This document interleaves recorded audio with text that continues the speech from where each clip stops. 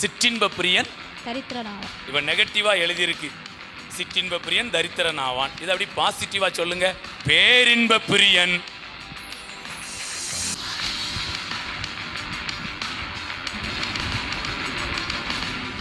நீதிமொழிகள் 21:17. சிற்றின்ப பிரியன் சிற்றின்ப பிரியன் தரித்திரனாவான். நல்லா கவனிக்கிறீங்களா?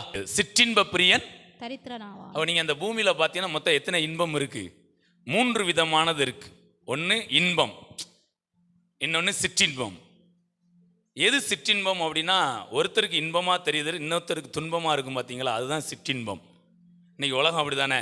யாரோ போய் எங்கேயோ போய் குடிச்சிட்டு வராரு. குடிக்கிறவனுக்கு எப்படி இருக்கு? குடிக்கிறது ரொம்ப இன்பமா இருக்கு. ஆனால் வீட்டில் உள்ளவங்களுக்கு அது துன்பமா?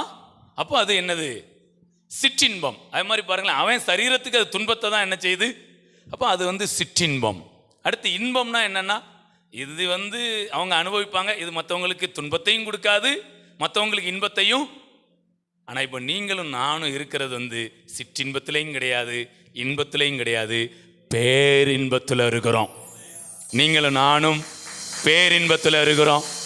இப்போ உங்கள்கிட்ட கேட்குறேன், சிற்றின்ப பிரியன் தரித்திரன் ஆவான். அப்போ இதை கொஞ்சம் அப்படியே மாற்றி போட்டு சொல்லுங்க. இப்போ நெகட்டிவாக எழுதியிருக்கு, சிற்றின்ப பிரியன் தரித்திரன் ஆவான். இதை அப்படி பாசிட்டிவா சொல்லுங்க. பேரின்ப பிரியன். நீங்க ஐஸ்வர்யவான் ஆவதை யாராலும் தடுக்க முடியவே முடியாது. ஒன்னே ஒன்று, நீங்க பேரின்பத்தை வேற லெவல்ல பேரின்பத்தை அனுபவிக்கணும்.